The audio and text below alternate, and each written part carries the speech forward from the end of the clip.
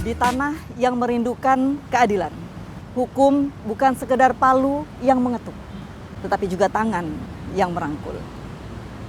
Di balik seragam jaksa, ada sosok yang berjalan di antara pasal dan rasa untuk memastikan bahwa hukum sesuai koridor.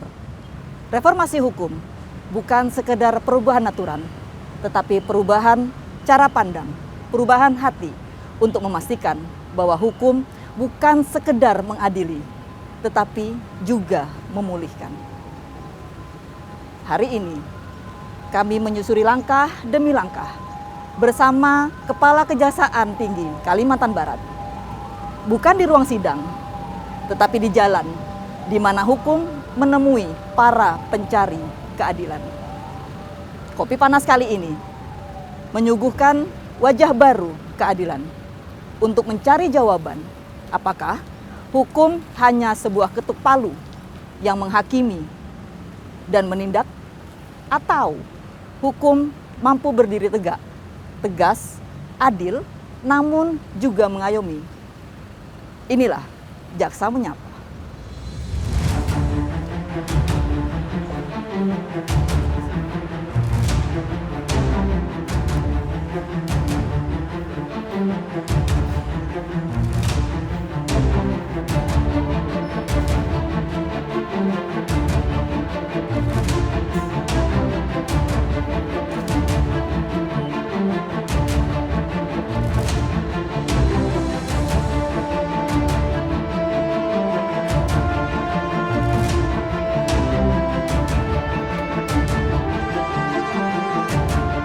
Selamat pagi Bu, izin ada tamu Bu.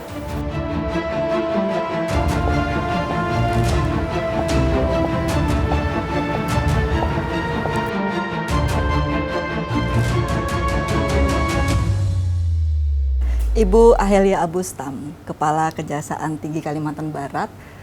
Banyak masyarakat yang familiar dengan kata-kata restoratif justice, tetapi mungkin mengerti terkait makna tersebut tidak semua paham. Ibu bisa jelaskan kepada kami secara bahasa yang sederhana yang bisa dipahami masyarakat terkait apa itu makna restoratif justice, Ibu? Baik, Mbak Husnul, terima kasih, pertanyaan yang cukup bagus. Apa sih itu restoratif justice betul. Dan bagaimana sih sebenarnya? Jadi dapat saya jelaskan dengan bahasa yang sederhana. Restoratif justice itu adalah merupakan suatu penyelesaian perkara pidana dengan melibatkan pelakunya, tersangkanya, korban, keluarga, dan masyarakat. Dengan mengedepankan penyelesaian secara damai dan apa yang diinginkan dari para pihak akan dibicarakan pada saat itu. Tujuan dari restoratif justice sendiri apa, Ibu? Apakah untuk menurunkan angka kejahatan atau hanya untuk menunjukkan hukum itu humanis? Iya, jadi tujuan dari restoratif justice itu adalah salah satunya untuk mengurangi jumlah penghuni RUT LP yang sudah begitu banyak. Terus salah satunya juga untuk agar stigma yang melekat selama ini kepada masyarakat pelaku tidak melekat begitu. Jadi dia tuh mantan napi, mantan ini. Jadi itu nggak ada karena perkara yang sudah diselesaikan secara restoratif justice. Terus memulihkan keadaan semula. Jadi keadaan seperti ada korban, pelakunya mengembalikan barang itu. Jadi sudah tidak ada lagi perbuatan pidana dalam hal tersebut. Jadi sudah pulih seperti semula. Baik, untuk penerapannya di Kalimantan Barat seperti apa, Bu? Memungkinkankah restoratif justice ini diberlakukan di Kalimantan Barat?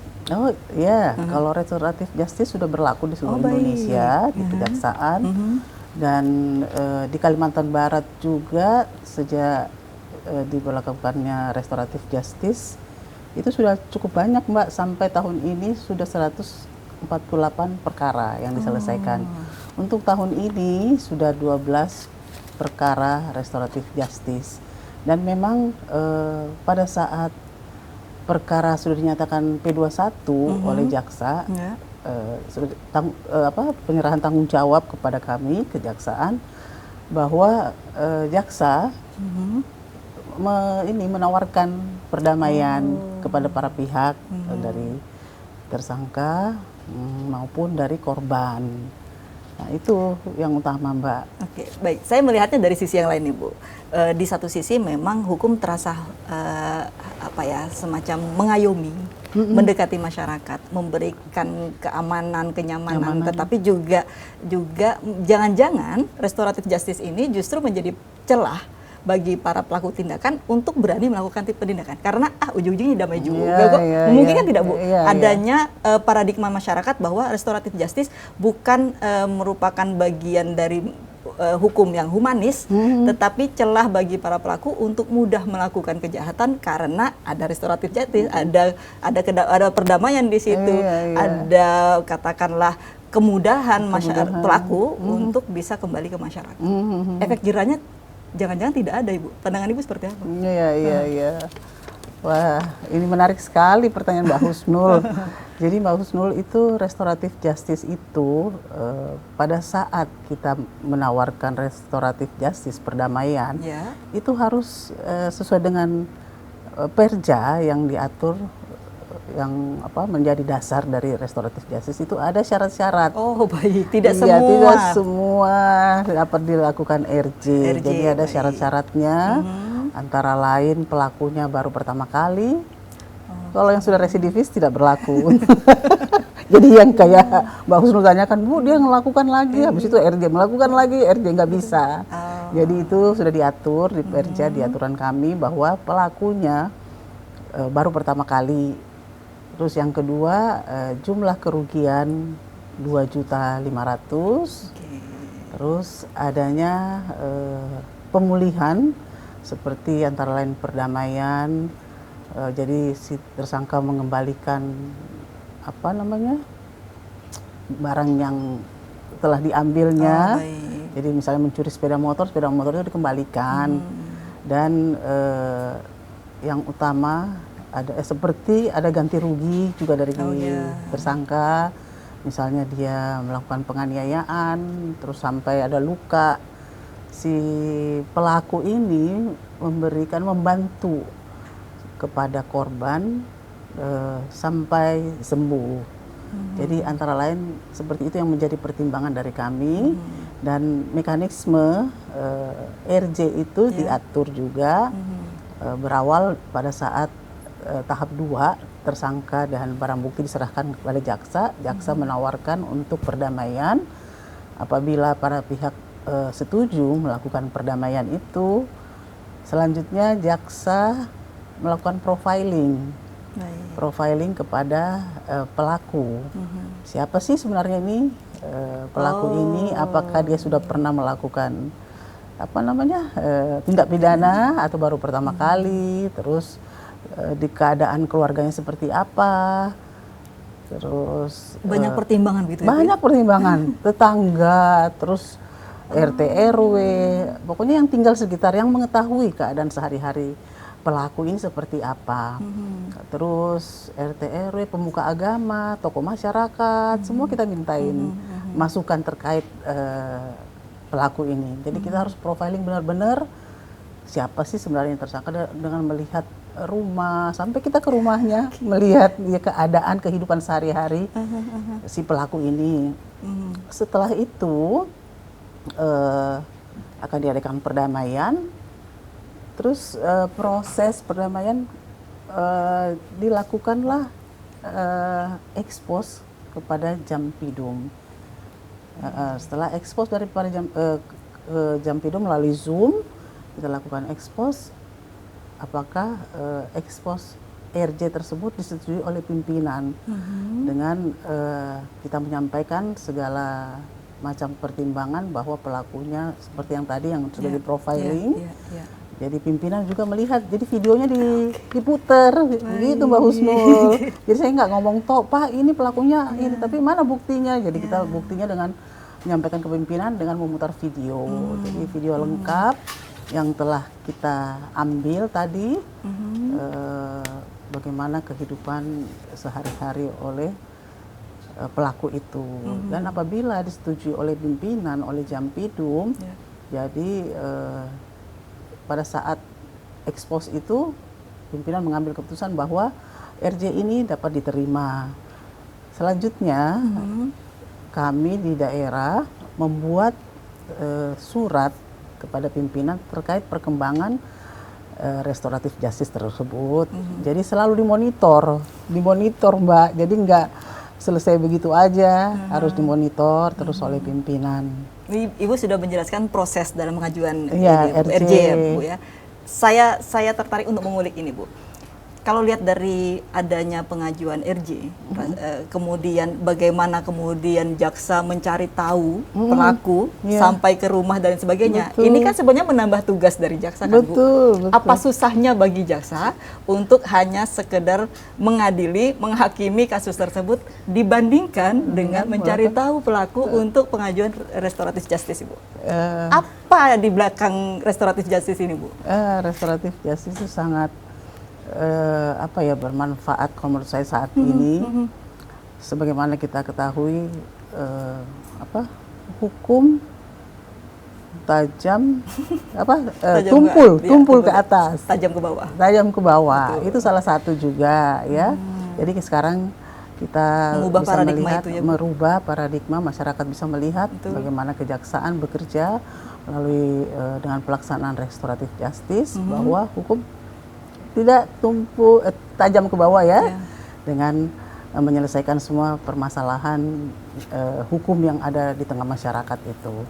Jadi kita benar-benar dalam mengawal restoratif justice ini agar tidak disalahgunakan, disalahmanfaatkan oleh para pihak, karena cita-cita dari RJ ini begitu bagus, begitu luhur, nilai-nilainya yang harus kita tetap jaga. Walau dibalik itu adalah tugas tambahan bagi ya, para jaksa. Nggak masalah itu, senang mereka jalan ke sana melihat, dan memang itu tugas kami.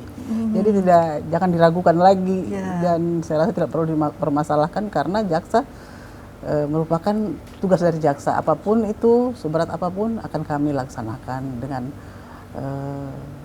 sukacita, dengan senang. Artinya hukum bukan hanya sekedar palu yang mengetuk, tetapi tangan yang merangkul ya, Bu ya? Ya, saat ini kejaksaan sedang merangkul masyarakat. Insya Allah ke depannya kami berusaha lebih baik lagi untuk kepada masyarakat. Apabila ada permasalahan hukum yang terjadi, pasti kita akan menyelesaikan. Sebaiknya kalau masuk dalam ruang lingkup RJ akan kita selesaikan secara RJ, namun kan tidak semua ya Mbak, tidak semua perkara RJ itu yang bisa kita laksanakan. Ancamannya tadi 5 tahun, kayaknya saya belum bilang ya Mbak. Ancaman 5 tahun maksimal, jadi tidak semua perkara RJ dapat dilakukan RJ. Jadi, ada perkara-perkara khusus begitu tertentu, termasuk bahwa ini bukan residivis, ini pelaku baru pertama kali. Mungkin juga bukan hanya karena niat ya Ibu ya. Betul, terpaksa. Betul. Jadi ada seperti itu Mbak, waktu itu ada seorang ayah melakukan pencurian handphone pada saat COVID. Ya, jadi anaknya itu sekolah harus melaksanakan semua dilakukan melalui Zoom. Dia nggak punya, anak ini udah minta uang. Saya sebenarnya sedih banget kalau ingat itu. Anaknya, Pak, saya mau beli handphone. Bapaknya kebingungan, nggak punya duit. Akhirnya dia mencuri sebuah handphone untuk anaknya melakukan Zoom. Nah, hal-hal seperti itulah yang perlu menjadi perhatian kita selaku aparat penegak hukum. Bagaimana masyarakat kecil, masyarakat yang tidak mampu sebenarnya nggak mau melakukan hal itu, hanya karena terpaksa. Dan sebelum itu kita kan profiling, Mbak, bener nggak ini apa jangan-jangan dia cuma bohong-bohong aja gitu. Jadi jaksa juga pinter, sudah profiling semua perbuatan, mulai dari rumah, memang orang rumahnya itu cuman berlantaikan tanah. Gitu, jadi pekerjaan dia nggak punya pekerjaan, dia seorang pengangguran, anaknya butuh untuk itu kan handphone untuk semua Zoom. Ya jadi antara lain seperti itulah bagaimana mulianya restoratif justice itu. Iya, dan ini seringkali menjadi perhatian masyarakat. Iya. Bahkan cukup viral begitu ya ketika ada kejahatan-kejahatan dilakukan oleh orang-orang yang mungkin miskin begitu Bu, hanya untuk makan, kemudian dia mungkin mencuri dan sebagainya, kemudian jaksa dengan memberikan damai begitu. Ini kan memang menjadi perhatian masyarakat bahwa hukum tidak semengerikan itu. Iya, iya betul. Mungkin yang soal-soal hal yang sederhana seperti itu ya Mbak. Kalau kita proses hukum seperti terkait yang saya ceritakan tadi, ya harus melalui persidangan, terus hanya untuk makan aja dia susah, dia harus masuk penjara. Negara membiayai pelaku itu dikasih makan tiap hari itu kan lebih besar ininya ya. Pengeluaran negara. Belum lagi keluarga ditinggalkan. Keluarga ditinggal, betul ya, Bu, dia harus mencari. Jadi pertimbangan-pertimbangan seperti itulah Mbak yang mendasari restoratif justice ini. Lantas Bu, ketika kita bicara tentang restoratif justice, saya membacanya ada 3 komponen penting. Ada pelaku, ada korban, dan ada masyarakat. Ini 3 komponen ini harusnya saling bersinergi, saling mendukung, terutama masyarakat. Ibu melihat masyarakat mendukung tidak sih Bu akan adanya restoratif justice ini? Jadi itu harus sesuai dengan peraturan Perja terkait RJ. Memang itu yang harus ada pelaku. Korban, terus masyarakat. Jadi masyarakat itu harus mengetahui juga, misalnya tetangga dia mencuri seperti sebuah handphone itu, terus ditanyakan bagaimana perilaku si terdakwa ya pada saat ini dari saat dia bertetangga gitu kan, RT RW-nya itu masyarakat yang si pelaku ini akan kembali ke masyarakat. Apabila masyarakat tidak menerima, pasti tidak ada kenyamanan lagi mereka dalam bermasyarakat. Tapi apabila masyarakat bisa menerima kembali kehadiran pelaku itu, alangkah bagusnya sehingga masyarakat dilibatkan dalam penyelesaian perkara restoratif justice. Itu dari salah pengalaman satu yang Ibu rasakan ketika restoratif justice diajukan, tantangannya di bagian mana Bu? Di bagian persetujuan dari korban kah? Karena ini korban yang dirugikan ya Bu, persetujuan dia kah? Atau bagaimana masyarakat menerima akan hal ini? Mana tantangannya Bu? Jadi penyelesaian itu awalnya kita cuma menawarkan. Apabila salah satu pihak tidak bersedia, tidak terjadi perdamaian di antara para pihak itu, otomatis kita juga nggak memaksa. Jadi jaksa tuh sifatnya cuma pasif. Silahkan, kalau korbannya keberatan, ya sudah nggak apa-apa. Perkara ini tetap kita sidangkan seperti perkara-perkara yang biasanya itu. Mengedukasi masyarakat tentang RJ ini perlu dilakukan. Ya, perlu. Sehingga betul ya Bu ya, bagaimana kemudian bahasa hukum disederhanakan, masyarakat tahu restoratif justice itu apa, fungsinya apa, tujuannya apa, sehingga mereka mau melakukan restoratif justice. Apa yang dilakukan oleh kejaksaan dalam mengedukasi masyarakat? Yang pertama tuh melakukan sosialisasi kepada masyarakat, memberikan informasi yang sebesar-besarnya, sebanyak-banyaknya terkait RJ. Jadi dalam penyuluhan, biasa dalam penyuluhan di Intel, kami menitipkan terkait RJ tersebut, disampaikan kepada seluruh masyarakat. Dan ada juga rumah RJ yang kita bangun di tengah-tengah masyarakat. Jadi di rumah RJ itulah yang kita tempat melaksanakan restoratif justice di tengah-tengah masyarakat itu Mbak. Jadi masyarakat tuh banyak tahu apa sih ini kok dibangun seperti ini. Nah itulah tempatnya, di situ kita mengundang, memberikan penyuluhan segala macam. Memberitahu apa sih ini RJ. Gitu. Dengan adanya edukasi, dengan adanya informasi yang menyeluruh kepada seluruh masyarakat, harapannya RJ ini menjadi salah satu upaya hukumkah yang di masyarakat, bahkan mungkin tidak sih Bu, ketika ada kasus berat Kemudian pihak keluarga ternyata mau berdamai. Iya. Katakanlah di atas 5 tahun. Tapi korban mau damai, boleh tidak Bu? Atau ini tidak menjadi bagian dari RJ? Jadi itu ada syarat-syaratnya, nggak masuk juga Mbak. Seperti ada juga salah satu tindak pidana karena kelalaiannya menyebabkan orang lain meninggal. Orang meninggal itu ancaman pidananya di bawah 5 tahun. Di bawah 5 tahun mereka sudah berdamai. Pelaku dan keluarga korban sudah berdamai, tapi ada orang yang meninggal sehingga RJ tersebut tidak dikabulkan, ditolak. Kami menolaknya karena melihat sisi sisi dari korban, walaupun keluarga dari korban sudah menerima, tapi kan ada orang yang meninggal Mbak, masa mau di RJ kan? Kalau menurut saya tidak adil juga. Tidak adil begitu juga, Bu ya. pas. Tapi berupaya untuk berlaku adil ya, Bu, ya. berlaku adil sesuai dengan aturan, ketentuan. Ya itulah kalau menurut saya. Dan Kejaksaan Tinggi Kalimantan Barat, saya pun merasakan bahwa tidak lagi menegangkan, tetapi ada sisi humanis. Iya. Ada sisi bagaimana menyapa masyarakat. Termasuk ini jaksa menyapa. Jaksa menyapa. Pandangan Ibu seperti apa kegiatan ini? Iya.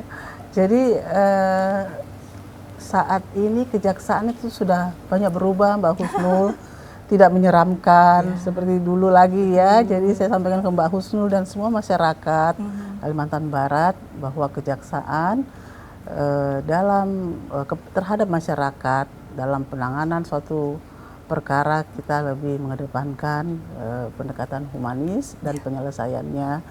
Dan kejaksaan sudah banyak berubah, tidak usah takut masuk ke kantor kami karena di dalamnya itu orangnya ramah-ramah sebenarnya Mbak. Dan nggak usah takut kalau kita nggak melakukan tindak pidana gitu kan. Kalau cuma mau datang aja bertemu dengan saya, silakan datang, pasti dijumpai oleh rekan-rekan PTSP di bawah dan diarahkan ke ruang tunggu dan bertemu saya dengan mudah apabila saya juga tidak ada kegiatan pada saat itu, dengan mudah kok gitu. Baik, nah kali ini kami pun akan mencoba keliling dari bidang ke bidang untuk membuktikan kalimat Ibu tadi bahwa Kejaksaan Tinggi ini tidak menyeramkan dan sudah humanis. Baik, kita akan lanjut berbincang Ibu. Dan pemirsa, ketika hukum mulai berbicara dengan hati, bukan hanya dengan pasal, maka keadilan pun menemukan wajah barunya di tengah masyarakat. Perjalanan ini belum usai. Usai jeda, kami akan keliling memperlihatkan kepada Anda seperti apa Kejaksaan Tinggi Kalimantan Barat. Tetap bersama kami, Jaksa Menyapa. Kejaksaan bukan hanya soal ruang sidang atau tuntutan hukum. Di balik institusi ini, ada banyak bidang kerja yang bergerak saling menguatkan. Mari kita kenali satu persatu dari bidang yang ada di Kejaksaan Tinggi Kalimantan Barat. Ibu Kajati, berkenankah mengantarkan saya untuk keliling kita melihat bidang-bidang lain? Ya, berkenan Mbak Husnul, kalau bersedia agar Mbak Husnul dan masyarakat Kalbar bisa mengetahui seperti apa sih Kejaksaan Tinggi Kalbar. Betul. Biar lebih dekat ya. Yuk kita ke sana, ke bawah. Mulai dari bawah ya. Siap Ibu.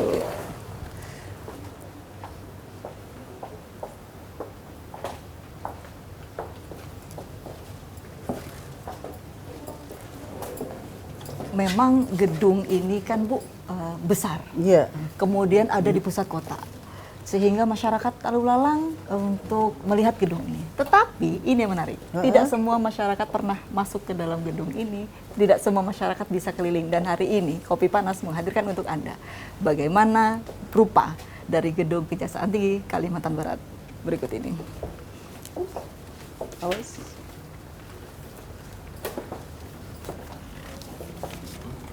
Kita turun ke lobi dulu ya Mbak. Baik. Ya. Setelah dari lobi kita muter-muter, lihat keadaan kantor. Fasilitasnya cukup banyak juga. Ada lapangan tenis, ada musola. Nah ini kebetulan bapak-bapak asisten ada beberapa Ini Pak Sidul. Salam kenal Bapak Fajar, saya Husnul. Ini Pak Intel. Salam kenal Bapak, saya Husnul. Ini Kabak TU. Salam kenal Pak Kabak, saya Husnul. Inilah teman-teman yang membantu, salah satu yang membantu saya. Membantu menguatkan ya Bu? Iya, saling menguatkan lah, membantu saya selaku Kajati bekerja sesuai dengan bidangnya masing-masing. Jadi Pak Fajar ini asisten pidana umum, Baik. terus Pak Taliwondo asisten pidana khusus, astagfirullah, Pak Taliwondo asisten intelijen, Baik. terus Pak Dedi ini Kabak TU tata usaha.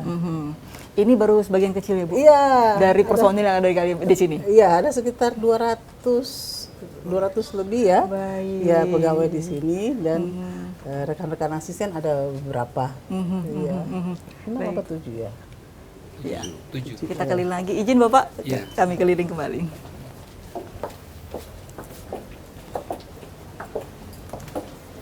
Ibu, kalau orang melihat bahwa yang namanya kejaksaan itu isinya adalah para jaksa dengan Iya. pakaian jaksa. Iya. Dan itu cukup walau kejaksaan sudah humanis Bu, tetapi belum semua menerima Iya. humanis itu.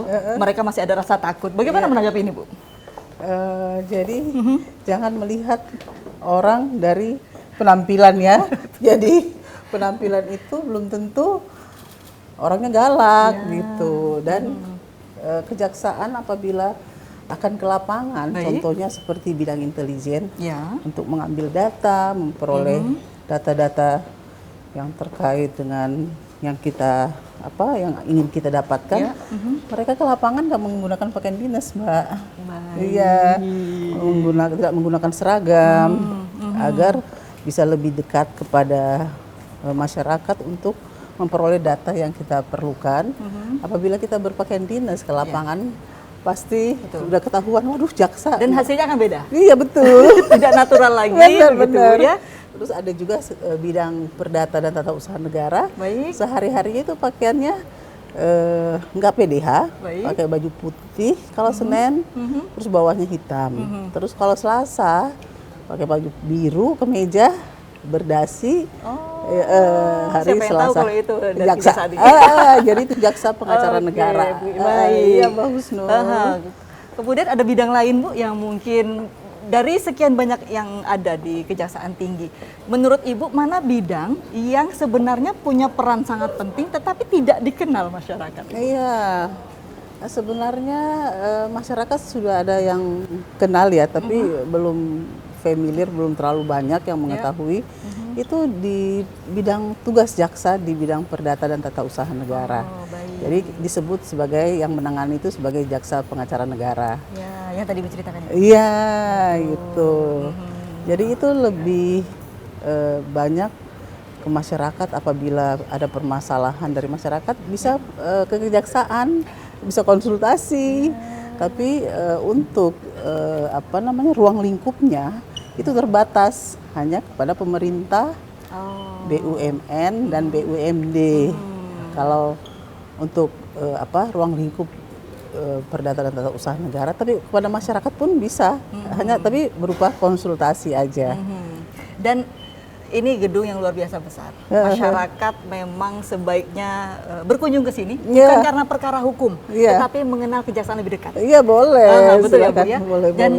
Dan ketika bicara tentang gedung yang besar ini dengan fasilitas yang baik ini, lantas apa harapan Ibu dengan membuka diri, bahasa saya begitu, membuka diri kepada masyarakat? Jadi dengan keadaan seperti ini, seperti pertanyaan Mbak Husnul, Ya. bahwa kita Kejaksaan Tinggi Kalimantan Barat sudah membuka diri kepada masyarakat. Jadi masyarakat nggak perlu takut lagi, lebih bagus mendekatlah kepada kami apabila ada permasalahan juga bisa ngobrol dengan santai kepada kami di Kejaksaan Tinggi Kalbar. Ya, mengenal hukum tidak harus bermasalah dengan hukum ya Bu? Iya betul. Iya, Bu, ya. Mengantisipasi diri sehingga lebih mengenal hukum jauh lebih baik. Iya benar, Begitu iya, Bu, iya. Dan jaksa buka diri. Iya, buka diri. Jaksa Seluas-luasnya, menyapa saat ini. Iya. Selain itu, Mbak Husnul, Ya. saya juga di Kejaksaan Tinggi Kalbar memiliki wakil kepala Kejaksaan Tinggi. Baik. Saya dibantu oleh satu orang Wakajati. Ya. Dan saat ini kebetulan ada di sini Oh, juga. baik. Iya. Ini Pak Subeno Salam kenal, Pak Wakajati Subeno. yang mendampingi saya bertugas selaku Kajati Baik. di Kalimantan Barat. Mhm. Pak Subeno.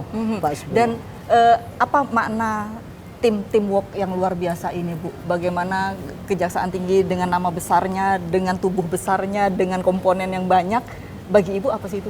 Sinergitas itu perlu tidak, Bu? Ya, sangat perlu. Ya. Bahwa saya selaku Kepala Kejaksaan Tinggi di Kalimantan Barat tanpa dukungan dari semua bidang, dari Pak Waka, dari rekan-rekan para asisten, saya tidak bisa berbuat apa-apa juga karena itu adalah bentuk dukungan sinergitas kami ke dalam sehingga semua pekerjaan, tusi kami, tugas fungsi kejaksaan akan terselesaikan dengan baik sesuai dengan harapan kita semua. Iya, betul. Dan ini menjadi harapan masyarakat juga yang ada di pundak Ibu Iya. untuk katakanlah mengurangi kejahatan, Iya. kemudian memberikan rasa humanis, rasa merangkul kepada masyarakat. Iya, betul. Ibu, kalau bicara tentang Kalimantan Barat, Iya. Ibu baru saja menjabat menjadi Kepala Kejaksaan Tinggi. Betul.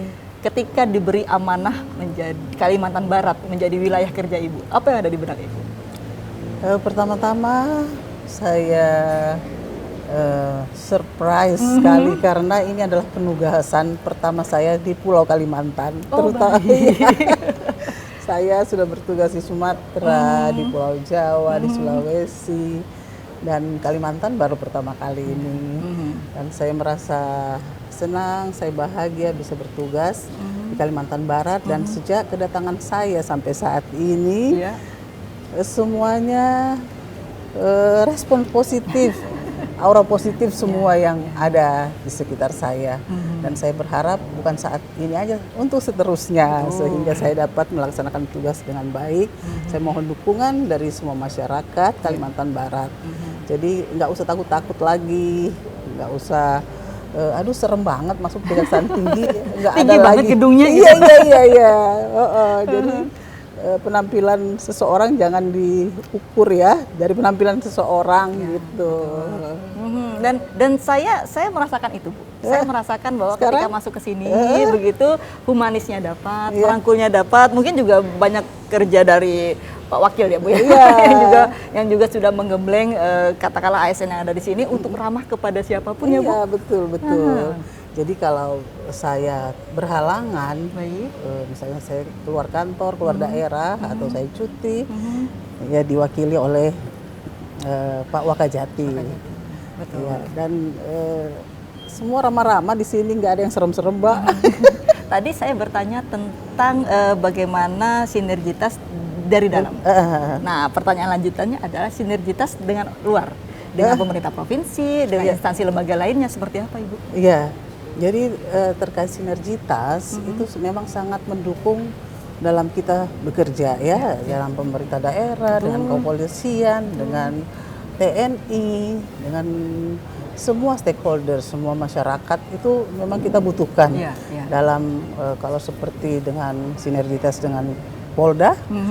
Jadi saat ini penanganan perkara sudah tertangani dengan bagus. Penyelesaian dari awal sampai persidangan, komunikasi kami dengan Polda Kalbar sudah cukup bagus. Kalau dengan pengadilan pun juga dengan Ketua Pengadilan Tinggi kami sudah bersinergitas terkait dengan persidangan yang dilaksanakan pada tahap penuntutan. Semua sudah terselesaikan dengan baik dengan gubernur. Dengan gubernur pun juga seperti itu. Kami diminta untuk mendampingi, ada beberapa kegiatan di provinsi untuk mendampingi dalam pelaksanaannya agar di kemudian hari tidak terjadi permasalahan hukum. Nah, Betul. itu sinergitas. Ya, sinergitas ke atas, ke samping, Ya, kanan, kiri. ya, Nah, betul. sinergitas yang dibangun dengan masyarakat seperti apa, Ibu? Sinergitas memberikan masyarakat jangan takut-takut, memberikan masukan, Bahkan laporan mungkin laporan, ya, Ibu, ya? betul. Betul ya, Ibu, ya? Kadang Ya. banyak perkara pidana ya yang dari laporan masyarakat yang kita dapatkan, kita peroleh. ya itu salah satu sinergitas. Betul, dan masyarakat saat ini tidak boleh lagi abai Ya, terhadap betul. kejahatan yang terjadi seiring. Ya, Seperti itu harus ya, Bu, ya? melek Harus kita. melek, Iya, betul. Tidak harus menjadi jaksa untuk bisa menyelesaikan perkara. Iya. Karena bisa datang ke Kejaksaan Tinggi Iya. untuk memberikan laporan seperti itu, Betul, atau betul. memintakan saran bagaimana mungkin cara pintu keluarnya, Iya, kemudian konsultasi lah, Mbak. konsultasi itu ya, Bu, ya. Iya, iya, jadi Dan, banyak iya, tugas. kalau dilihat dari Ibu mungkin memang baru di sini, tetapi ngelihat pergerakan di kantor ini, banyak kan masyarakat yang datang ke sini untuk sekedar konsultasi, kemudian ya itu tadi bagaimana Kejaksaan Tinggi sudah membuka diri, seperti apa, Bu? Oh ya, Hmm. jadi terkait masyarakat itu sudah cukup banyak yang berkunjung ke kantor kami. Ya, ya. Konsultasi di bidang perdata dan usaha negara Baik. terkait permasalahan yang ada pada diri masyarakat, konsultasi hukum, misalnya tanahnya diserobot, yang banyak sih seperti itu konsultasinya. Sertifikatnya ganda, Pak Waka ya, Pak Waka udah punya sertifikat loh. Ternyata saya juga atas nama saya juga, Bu gimana nih? Ya, kita Itu bisa- kasus yang paling sering terjadi Oh, di iya, Kalimantan iya. Barat itu, terkait tanah ya, Bu ya. Ya, dan Iya. salah satu inovasi yang ada di Kejaksaan Tinggi Kalbar, Ya. dengan banyaknya konsultasi seperti itu, kita membuka ruang konsultasi tempat di bandara. Sikumbang Dara. Nah, Pak Waka bisa jelaskan, ya. Namanya Sikumbang Dara, konsultasi hukum, perdata, dan tata usaha negara. Di bandara, bandara keberangkatannya Pak Waka. Di keberangkatan. di Pak keberangkatan. Waka bisa jelaskan sedikit terkait itu? Ya, memang benar ya. Jadi di Kejaksaan Tinggi dalam rangka meningkatkan pelayanan kepada masyarakat, sebagaimana tadi yang sudah disampaikan Ibu, Baik. kami punya inovasi. Ya. Inovasi kami itu diantaranya kita punya Sikumbang Dara. Mhm. Jadi Sikumbang Dara itu adalah bentuk pelayanan kami kepada masyarakat langsung Ya. di bidang perdata dan tata usaha negara. Mhm. Itu lokasinya di bandara. Bandara. Keberangkatan. Di terminal keberangkatan. Iya. Nah, jadi di situ kami Buka stand. sistem buka stand di sana Baik. dengan cara setiap hari kami gilir. Jadi JPN kami tempatkan di sana. Satu JPN, satu pegawai. Tujuannya apa? Tujuannya untuk melayani masyarakat yang memang perlu misalnya Ya, ya. untuk bertanya Mhm. terkait dengan permasalahan yang mereka hadapi. Mhm. Yang betul dan disampaikan Ibu Kajati, yang paling banyak Mhm. dipertanyakan ini adalah persoalan masalah Tanah, betul. masalah waris. Betul. Ada juga yang bertanya masalah-masalah tindak pidana umum. Oh. Nah, kalau memang nanti di Sikumbang Dara sana Baik. tidak dapat kami selesaikan, Aha. nanti permasalahannya itu kami bawa ke kantor, kami diskusikan dengan Ibu, dengan Asdatun, nah baru kita sampaikan solusinya seperti itu. Mhm. Menarik kan, Mbak? Sangat menarik, Ibu. Jadi bukan hanya slogan bagaimana Kejaksaan Tinggi humanis dan mendatangi masyarakat, tetapi real, benar-benar hadir. Jaksa benar-benar menyapa ya, Bu. Iya, betul. Jaksa hadir di tengah-tengah masyarakat Betul. saat ini dengan berbagai kelebihannya, dengan sikap yang lebih ramah, yang humanis, yang penuh penuh senyum, ramah lah kepada masyarakat semua. Jadi nggak usah takut. Betul. Bagaimana jaksa dan lain-lainnya tidak senyum dan ramah kalau kepala kejaksaannya seramah ini pada masyarakat. Terima kasih. Baik, pemirsa, dari pembinaan hingga penindakan, dari intelijen hingga pemulihan, semua bidang di Kejati bekerja dalam satu tujuan, menghadirkan keadilan yang nyata dan menyentuh rakyat. Pemirsa, saat lagi kita akan melangkah ke segmen berikutnya tentang target di Kalimantan Barat. Usai jeda berikut, tetap bersama kami, Jaksa Menyapa. Kalimantan Barat adalah tanah yang luas, kaya, dan strategis. Tapi di balik potensi itu, penegakan hukum menghadapi tantangan tersendiri. Bagaimana Kejaksaan Tinggi membaca situasi hukum di daerah ini? Dan kemana langkah keadilan akan diakhiri? Ibu Kepala Kejaksaan Tinggi Kalimantan Barat, kalau bicara tentang Kalimantan Barat yang begitu luas, belum lagi yang berdampingan dengan negara lain yang memiliki pintu-pintu masuk baik yang resmi maupun jalan tikus. Ini menjadi tantangan tersendiri, akan tindakan kejahatan yang beragamkah bagi Kejaksaan Tinggi? Iya.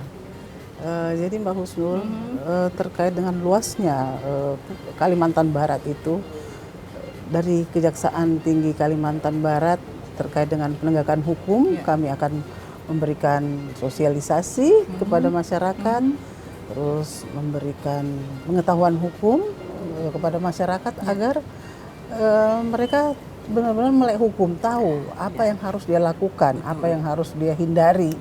Karena kadang masyarakat itu melakukan suatu perbuatan pidana karena ketidaktahuannya, kan kasihan. Jadi saya karena nggak tahu, jadi saya melakukan itu, Bu. Waduh, inilah salah satu dari tugas kami untuk memberikan pengetahuan sosialisasi kepada masyarakat luas di Kalimantan Barat ini. Dan terkait dengan wilayah-wilayah yang berbatasan dengan luar negeri seperti Malaysia, semua kejari yang berbatasan dengan wilayah tersebut sudah ada SOP yang ditetapkan dalam jalur-jalur tersebut.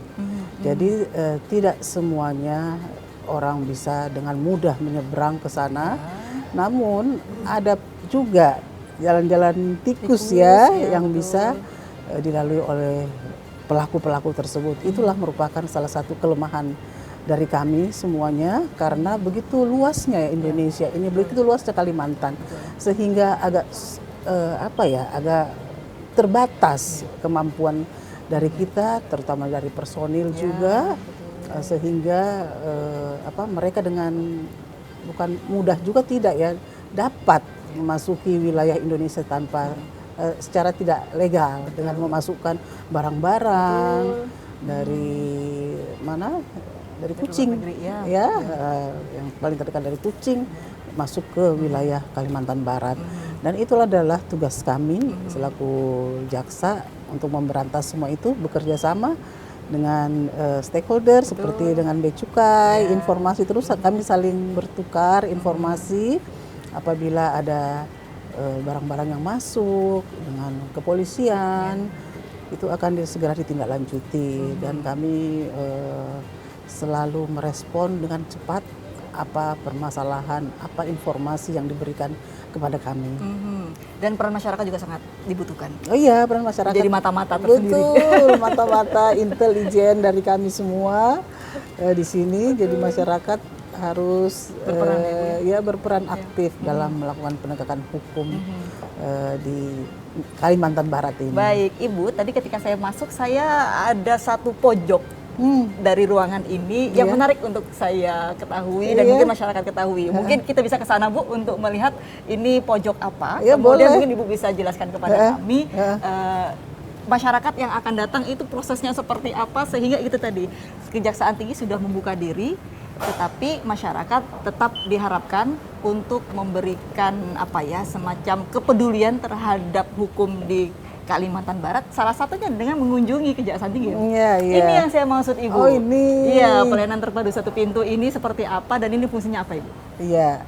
Jadi ini adalah merupakan PTSP, pelayanan terpadu satu pintu, yang ada di Kalimantan Barat, Kejati Kalbar. Ini adalah salah satu tempat bagi masyarakat apabila berkunjung ke Kejaksaan Tinggi Kalimantan Barat. Yang pertama dikunjungi adalah ini. Jadi akan diterima oleh petugas-petugas, adik-adik kami yang bertugas di PTSP. Nah, seperti Bapak ini salah satu masyarakat yang berkunjung menanyakan mungkin terkait dengan laporan pengaduan. Beliau pernah melaporkan suatu hal, datang ke sini menanyakan perkembangan, gimana sih perkembangan pengaduan saya itu, akan dan dijawab. itu bisa dijawab, ya? Iya, akan dijawab oleh adik-adik yang bertugas di PTSP. Selanjutnya petugas PTSP itu akan mengarahkan tamu itu ke misalnya ke Intel, ke intelijen, bidang Intel yang akan menjelaskan terkait pengaduan dari masyarakat itu. Jadi bukan dari PTSP. Mereka cuma menerima. Kemudian mengarahkan betul. Kemana, gitu ya, Bu, ya. Iya. Dan keramahan dari petugas PTSP itu menentukan. Iya, betul. Dan menjadi katakanlah ini pintu utama, pintu pertama, terasnya, wajah utamanya dari kejaksaan. Iya, begitu betul, ya, Bu, ya? betul, Mbak. Jadi kita juga punya standar ya dalam SOP ini, SOP dalam PTSP. Ya. Apabila pelayanan itu ada yang kurang berkenan di masyarakat, misalnya kita punya SOP cuma 5 menit, ternyata menunggu sampai 30 menit, jadi itu lama, jadi udah melampaui SOP yang ada, kita memberi memberi sesuatu sebagai bentuk ini kesalahan dari kami. Jadi kalau misalnya Mbak Husnul datang, harusnya cuma 5 menit, ternyata menunggu lebih lama. Jadi saya memberi sesuatu Permohonan maaf begitu permohonan ya? maaf Mbak Husnul karena sudah menunggu. Baik. Tidak sesuai dengan SOP kami. Ada bingkisan. Iya. Oke. Untuk permohonan maaf. Dan mungkin juga ini sebagai bukti tanggung jawab ya Bu, bahwa melayaninya dengan maksimal sesuai SOP, tetapi kalau ada kendala maka permohonan maafnya dalam bentuk itu. Iya betul. Semakin yakin saya bahwa memang Kejaksaan Tinggi itu sudah humanis sekarang, sudah membuka diri, merangkul masyarakat, gitu ya Bu ya? Iya benar, betul yang pendapat Mbak Husnul itu. Baik, Ibu. Ketika kita bicara tentang Kalimantan Barat, Ibu belum 1 bulan ada di sini.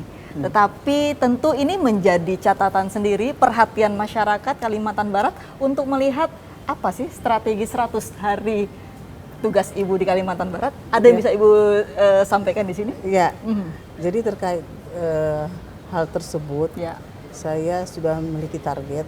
Yang pertama adalah menyelesaikan semua permasalahan hukum yang menjadi tunggakan. Itu dulu yang apalagi terkait dengan perkara korupsi yang menjadi perhatian dari semua masyarakat. Saya mohon doa dan dukungan dari Mbak Husnul, dari semua masyarakat, pemirsa TVRI, agar saya dapat menyelesaikan dengan baik semua permasalahan hukum, perkara-perkara yang ada di Kejaksaan Tinggi Kalimantan Barat. Dan target saya selanjutnya menyelesaikan 5 perkara korupsi selanjutnya akan saya targetkan untuk penanganan perkara korupsi di Kejaksaan Tinggi Kalimantan Barat. Dan untuk yang lainnya semua seperti perkara PIDUM terselesaikan sesuai dengan SOP, terus dari Intel, semua bidang sudah berjalan dan sudah diselesaikan sesuai dengan SOP-nya yang berlaku. Dan ada juga masyarakat yang agak julid ya Mbak. Iya, saya baca di online, bisa nggak sih, mampu nggak ini Bukajati menyelesaikan? Saya baca itu juga. Dibaca ya, jangan begitu dong, tolong kasih support saya yang positif. Jangan jangan meragukan. Jangan meragukan kemampuan semangat saya. Ini ada begitu ya Bu. Betul, semangat saya besar masuk ke Kalimantan Barat untuk memperbaiki Kalimantan Barat ke depan lebih bagus lagi. Jadi kalau kita di suatu tempat yang sudah untuk menghilangkan korupsi rasanya agak sulit juga ya. Paling nggak kita meminimalisir agar semua masyarakat dapat menikmati pembangunan. Jadi uang uang pajaknya kembali ke masyarakat. Iya, akan dirasakan sendiri oleh masyarakat. Jadi tolong support saya ya, agar bantu saya support, doa dan semuanya agar saya dapat menyelesaikan semua permasalahan yang cukup besar dan berat juga ya, yang menjadi tunggakan yang ada setelah saya masuk. Bukan hanya menyelesaikan PR yang ada, tetapi juga maju ke depan kan Bu? Pasti. Membuat strategi-strategi baru dalam penegakan kan Bu ya? PR banyak, butuh strategi, tetapi tidak hanya menyelesaikan PR, tetapi ada juga strategi ke depannya Bu ya? Iya, jadi selain saya mengevaluasi penanganan perkara yang menjadi tunggakan, bukan cuma terkait perkara, permasalahan apapun yang menjadi tunggakan akan saya selesaikan, dan saya mohon dukungan dari semua pihak, semua masyarakat, stakeholder, kita bersama-sama untuk bekerja membangun Kalimantan Barat lebih baik lagi. Dan strategi berikutnya pasti saya melihat dulu ke dalam kekuatan saya berapa banyak sih ini bagaimana saya harus bekerja, kekuatan saya harus menghitung semua itu. Iya, karena kalau sehingga strategi yang Ibu siapkan sudah sesuai dengan kekuatan yang Ibu miliki. Iya, betul, Begitu ya, Bu, ya? nggak konyol. Dan ternyata Dan ternyata alhamdulillah berapa hari saya bertugas di Kalimantan Barat, teman-teman jaksa, semua pegawai cukup bagus ya, cukup profesional dalam bekerja. Dan saya juga menitip kepada teman-teman semua agar dalam bekerja harus selalu profesional, integritas itu yang harus kita pegang. Dan jangan lupa selalu berdoa, ya, minta pertolongan Allah. Pertama sebelum kita bekerja berdoalah, ya Allah saya mohon pertolongan agar dilindungi pada pagi hari ini sampai saya selesai, dan apabila selesai terima kasih ya Allah saya sudah bekerja dengan baik, dan apa harapan saya ternyata terselesaikan juga. Itu semua yang harus kita pegang dalam kehidupan kita sehari-hari. Sebagai pegawai kejaksaan saya selalu mengingatkan ke teman-teman ya terkait hal tersebut. baik. Kalau kita bicara tentang Ibu tanggal 24 April kemarin masuk di Kalimantan Barat, memulai tugas. Kemudian saat ini Ibu sudah punya target, Ibu sudah punya strategi untuk bagaimana memberikan kontribusi terhadap Kalimantan Barat. Kalau saya mengulik Ibu, Kejaksaan Tinggi tidak sebanyak memiliki kajatinya perempuan. Keistimewaan bagi kami Kalimantan Barat karena Kajati saat ini adalah sosok perempuan yang itu tadi Ibu katakan, jangan ragukan kinerja saya. Betul, ada penegasan-penegasan hal lain Bu terkait bagaimana kemudian sosok perempuan Kartini masa kini itu kini ada menambah jumlah pejabat-pejabat tinggi yang ada di Kalimantan Barat seorang perempuan. Ya, terima kasih Mbak Husnul, bahwa saat ini perempuan sudah begitu banyak memegang posisi yang strategis ya. Tapi jumlahnya memang masih terbatas, dan kesempatan yang diberikan oleh kami kaum wanita itu harus betul-betul kita manfaatkan, menunjukkan kepada semua orang bahwa perempuan juga mampu bekerja sebagaimana layaknya laki-laki ya. Kita bisa berkolaborasi, bersinergi. Bukan bersaing ya, bukan kita ini, pokoknya kita bersama-sama. Bukan adu kuat, yang jelas kalau kuat pasti kuat lagi-lagi. Betul Ibu. Betul, tapi berkolaborasi ya Bu. Kita berkolaborasi. Baik, harapan, pertanyaan saya dua Bu. Yang pertama, harapan Ibu terhadap mungkin teman-teman internal Kejaksaan Tinggi dan harapan Ibu kepada masyarakat Kalimantan Barat. Ya, harapan saya kepada semua pegawai Kejaksaan Tinggi se-Kalimantan Barat, bekerjalah dengan baik. Patuhi semua aturan SOP yang telah ditetapkan, bersikap profesional, integritas itu yang harus juga kita perhatikan, dan selesaikan semua pekerjaan dengan baik. Dan yang terakhir itu tadi jangan lupa selalu berdoa gitu, dan kepada karena tantangannya besar ya Bu. Besar, kalau tanpa pertolongan Allah tidak mungkin lah kita bisa bekerja seperti ini. Dan yang terakhir buat kepada masyarakat Kalimantan Barat, saya berharap agar semua masyarakat mentaati hukum sesuai dengan aturan. Semua peraturan-peraturan itu telah dibuat oleh negara, oleh pemerintah. Bagaimana kita bisa lebih nyaman dalam kehidupan kita sehari-hari, itulah yang dipatuhi. Karena apabila Bapak Ibu melanggar hukum, tidak mentaatinya dengan baik, pasti berurusan dengan kepolisian, dengan aparat hukum lah, aparat penegak hukum antara kejaksaan. Itu harapan saya supaya masyarakat lebih melek hukum agar dapat menghindari permasalahan hukum yang akan terjadi. Yang namanya jabatan itu kan berputar ya Bu ya. Ibu belum 1 bulan di Kalimantan Barat.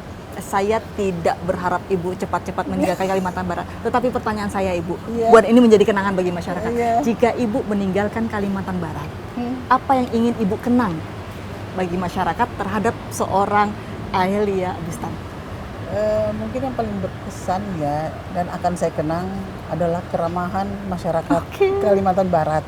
Saya dapat mengambil kesimpulan seperti itu karena pada saat saya akan berangkat menuju Kalimantan Barat, di bandara, saya nggak kenal siapa-siapa. Oke, Penumpang, Iya. sama-sama penumpang Iya. ngobrol. Ternyata mereka tuh welcome sekali. Ibu selamat datang, kayak ibu ini baru bertugas gitu. Dan setelah saya sampai di Kalimantan Barat, rekan-rekan semua pegawai yang di Kalimantan Barat ini menerima saya dengan penuh keramahan, penuh kehangatan. Gitu. Kesan pertamanya Kesan seperti pertama, itu, Bu, dan ya? mungkin itulah nanti apabila saya meninggalkan Kalimantan Barat yang akan saya bawa dan akan menjadi kesan pertama buat saya. Dan semoga itu berjalan seterusnya ya. Dan tentu kami berharap Ibu memberikan kiprah positif, memberikan banyak perubahan-perubahan, memberikan banyak kemajuan bagi penegakan hukum di Kalimantan Barat. Tetapi itu tadi, hukum tidak hanya sekedar palu yang mengetuk ya Bu, Iya. tetapi tangannya juga merangkul. Iya, betul, betul. Sehingga humanis itu perlu, begitu ya, iya, keramahan itu perlu. Dan ini sosok Kejaksaan Tinggi di Kalimantan Barat, seorang Ibu Ahelia yang penuh senyum, dan mudah-mudahan itu mengakar sampai ke bawah ya Bu ya. Iya, insya Allah. Pasti karena biasanya orang tuh melihat pimpinannya. Iya. Kalau pimpinannya galak, mereka juga galak. Tapi insya Allah dengan keramah tamahan kita tidak, bukan berarti kita lemah dalam satu penegakan hukum ya. Tetap kita tegas Baik. dalam melakukan aktivitas kegiatan kita terutama dalam penegakan hukum yang ada di Kalimantan Barat ini. Baik, Ibu Ahelia Bustam, terima kasih sudah menerima kunjungan kami TVRI Kalimantan Barat. Pemirsa dari Yogyakarta ke Pontianak, dari ruang sidang ke ruang pelayanan publik. Ahelia Abustam membawa semangat reformasi hukum yang menyentuh hati. Kalimantan Barat menyambut hukum berjalan lagi dengan wajah yang lebih tegas, namun tetap manusiawi. Terima kasih Ibu, kami titip Kalimantan Barat, kami titip kemajuan Kalimantan Barat, penegakan hukum diperkuat di pundak Ibu. Terima kasih, kami izin pamit. Assalamualaikum warahmatullahi wabarakatuh. Terima kasih. Atas waktunya dan bincang-bincangnya.